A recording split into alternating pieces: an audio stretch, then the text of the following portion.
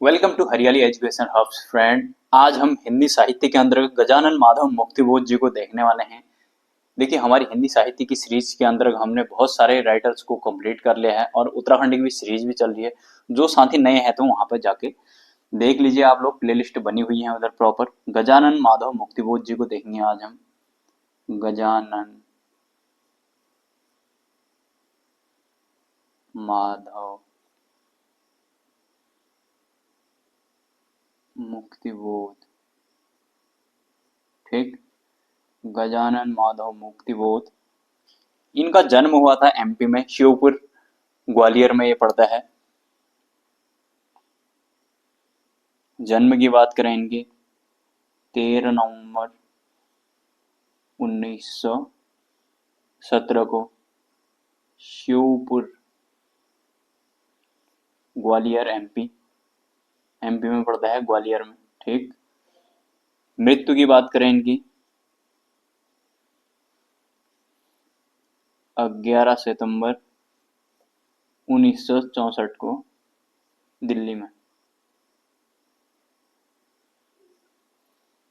इनके उपनाम भी काफी फेमस हैं। उपनाम की बात कर लेते हैं इनके उपनाम। फैंटेसी का कवि कहा जाता है इनको। फैंटेसी मतलब इमेजिनेशन होता है, हाँ। फैंटेसी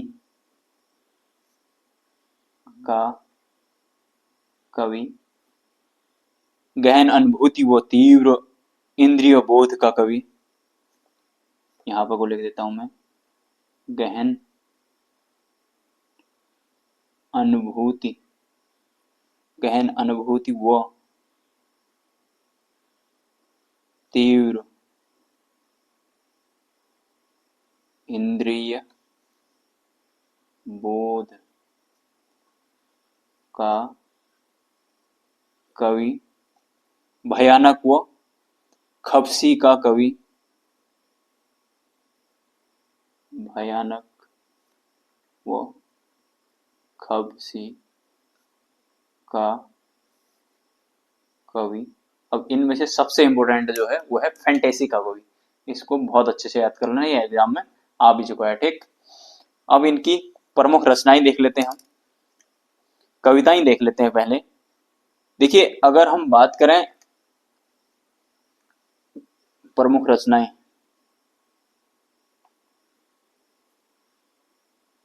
जो काफी इंपॉर्टेंट है, चांद का मुंह टेढ़ है,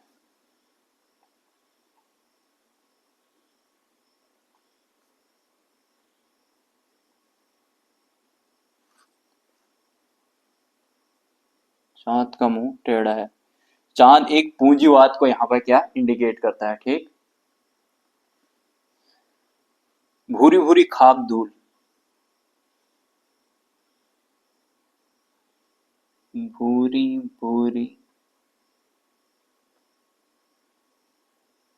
खाक धूल, भूरी भूरी खाक धूल, एक अंततः कथा, एक अंततः कथा, एक स्वप्न कथा,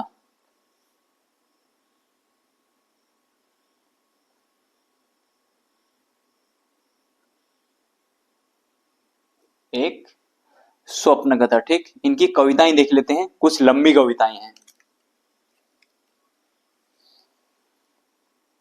यहां को देखते हैं,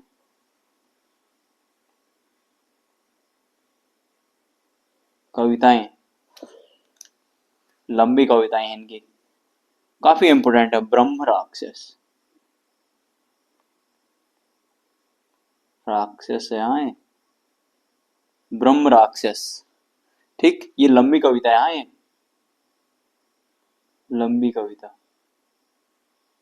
लंबी कविता मतलब बहुत लंबी होती है, 7-8 पेज तक भी चली जाती है।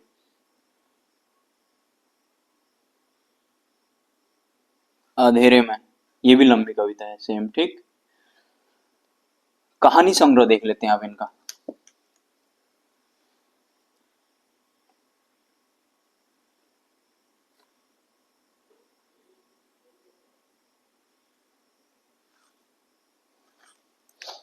सतह से उठता आदमी।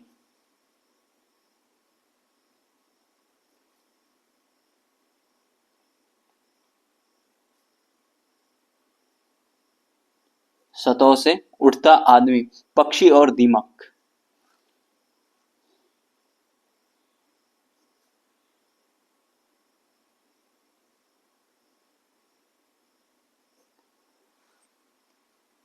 काठ का सपना, बहुत इंपॉर्टेंट है ये भी। काठ का सपना, नई जिंदगी।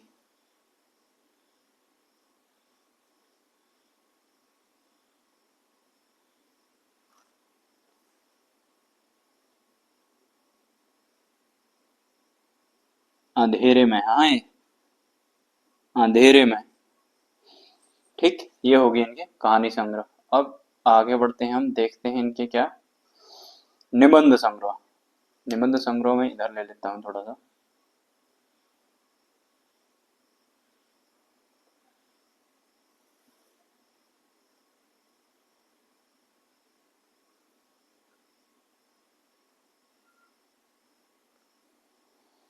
निबंध को काफी एक बहुत कठिन विधा माना जाता है। नई कविताओं का आत्मसंघर्ष। नई कविता का आत्म संघर्ष। ठीक, एक साहित्य की डायरी। एक साहित्य की डायरी। ठीक, आलोचना इनकी बहुत ज्यादा इंपॉर्टेंट है। कामायनी एक पुनर्विचार। अगर खाली कामायनी का आएगा तो वो किसका है? जयशंकर प्रसाद। अभी हम आगे पढ़ेंगे। ठीक, इनके यहां पर लिख लेते हैं हम। आलोचना। आलोचना, आलोचना के बेस पे ही पता चलता है कि कौन सा ये राइटर ऊपर जाएगा, क्या होगा। कामायनी एक पुनर्विचार। कामायनी एक पुनर्विचार। ठीक, यहाँ पर लिख देता हूँ पुनर्विचार। उपन्यास है इनका विपात्र। उपन्यास ले देता हूं मैं यहाँ पर। उपन्यास है इनका विपात्र। बहुत ज्यादा इंपॉर्टेंट है ये भी। ठीक, इनकी अन्य रचनाओं को अगर हम देखेंगे तो अन्य रचनाएं देख लेते हैं हम यहाँ पर। इसको थोड़ा सा इधर को शिफ्ट कर देते हैं। अन्य रचनाएं देखेंगे हम। इत्थे यहाँ पर, यहाँ को देख लेते हैं अन्य रचनाएं। ठीक, और दिख रहा आपको? फिर दिखेगा नहीं ना। यहाँ से स्टार्ट करते हैं। हाँ, अन्य रचनाएं दिख रहा है? नहीं दिख रहा है ना? अब दिखेगा। अन्य रचनाएं। ठीक, अब दिख रहा होगा। अन्य रचनाएं। भूल गलती बेचैन चील। जल्दी जल्दी कर लेते हैं हम इनको। भूल गलती बेचैन चील। ठीक, मृत्यु और कवि। मृत्यु और कवि। लकड़ी का रावण।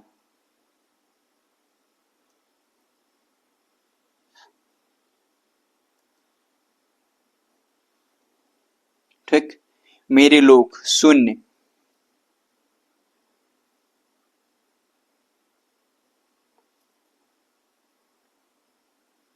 मेरे लोग शून्य। ठीक, मुक्तिबोध को प्रगतिशील कविता एवं नई कविताओं के बीच का सेतु माना जाता है। ये बहुत ज्यादा इंपॉर्टेंट है, इस चीज को ध्यान रखना। ठीक है, ये क्या बीच का, बीच का माना जाता है। क्या प्रगतिशील कविताएं थी जो, और नई कविताएं हैं। याद रखना, क्या प्रगतिशील कविताएं और नई कविताओं के बीच का सेतु माना जाता है। मुक्तिबोध को क्या प्रगतिशील प्रगतिशील कविताएं थी जो, और उन तथा जो नई कविताएं हैं, तथा नई कविताओं के बीच का सेतु माना जाता है इनको। नई कविताओं के बीच का सेतु माना जाता है इनको, ब्रिज माना जाता है। ठीक, इसको ध्यान में रखना, ये बहुत ज्यादा इंपॉर्टेंट है। ठीक, मुक्तिबोध ने नया खून नामक एक साप्ताहिक पत्र का भी प्रकाशन किया था। क्या? नया खून करके, नया खून करके एक साप्ताहिक पत्र निकाला करते थे, साप्ताहिक पत्र निकालते थे। ठीक, मुक्तिबोध, ये इसको ध्यान रखना बहुत ज्यादा कि प्रगतिशील और नई कविताओं के बीच का इनको क्या सेतु माना जाता है। ठीक, हमारे मुक्तिबोध जी होते हैं कंप्लीट। आशा करता हूं आप लोगों को बहुत अच्छे से समझ में आया होगा। आप लोग बस इनमें तो क्या होता है, फैक्ट फैक्ट ही देखने होते हैं, बस फटाफट इनमें नजर मारते जाना, देखते जाना। बस हम क्या करेंगे ना, जब हमारे राइटर कंप्लीट हो जाएंगे तो फिर जैसे हम उत्तराखंड में पढ़ा रहे हैं या फिर ग्रामर पढ़ेंगे तो याद करने का तरीका क्या होता है बता रहा हूँ ना, बार बार देखता है। मैं जैसे करूंगा तो फिर फटाफट 5 मिनट या 2 मिनट फटाफट मैं जैसे एक राइटर एक दिन पकड़ा, जैसे हमारा ग्रामर चल रहा है हिंदी में, तो हमने क्या किया, एक राइटर एक दिन फटाफट पकड़ा, उसमें से जैसे पढ़ लिया। जैसे हमने गजानन माधव मुक्तिबोध, तो इनकी जो मेन मेन चीजें हैं उनको देख लिया फटाफट। जैसे चांद का मुंह टेढ़ा किसका है मैं बोलूंगा, या भूरी भूरी खाक धूल किसका है ना, इस पर से फटाफट कर लिया। तो चलिए फ्रेंड्स, इतना ही करते हैं। अब लोग देखिएगा, उत्तराखंड की भी सीरीज चल रही है हमारी और हिंदी की भी सीरीज चल रही है। प्रॉपर सारी चीजों को देखिएगा आप लोग, प्लेलिस्ट बनी हुई है, वहां जाकर प्रॉपर चीजों को समझिएगा, वाणी वगैरह से देखना सारी चीजें। जहां जहां पर जो चीजें प्रॉब्लम होंगी तो वहां पर मैं बताऊंगा। देखिए फ्रेंड्स, कुछ लोग ना बहुत ज्यादा परेशान हो जा रहे हैं कि यार वैकेंसी आएगी नहीं आएगी, यार ये 10%, एक 10% आरक्षण आया ना, इसने भी काफी परेशान कर रखा है। ये इतना गलत डिसीजन है ना ये इन लोगों का यार।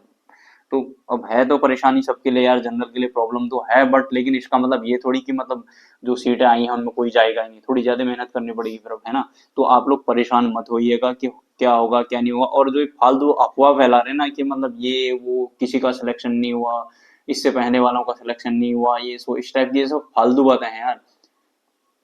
जिसका मतलब जो पास हो गया, जिसका सिलेक्शन हो गया, वो ज्वाइनिंग तो लेगा ही यार, है ना। कुछ साथी बोल रहे थे कि यार ज्वाइनिंग, तो अभी कुछ लोग ऐसा बोल रहे हैं कि अभी तक किसी का सिलेक्शन नहीं हुआ और जिनका सिलेक्शन हुआ है उनको ज्वाइनिंग नहीं मिली है। ऐसा नहीं है यार, क्यों नहीं हुआ है? पटवारी वालों का ज्वाइनिंग हो गया सबका, यहाँ तक कि पटवारी वालों ने, कुछ लोगों ने तो छोड़ के वीडियो बीपीडीओ में चले गए हैं। लोअर पीसीएस वाले मस्त जॉब कर रहे हैं, अपनी एंटी वगैरह बन गए हैं जो, या फिर जो एक्साइज इंस्पेक्टर हैं, खुद जानने वाले लोग हैं, है ना।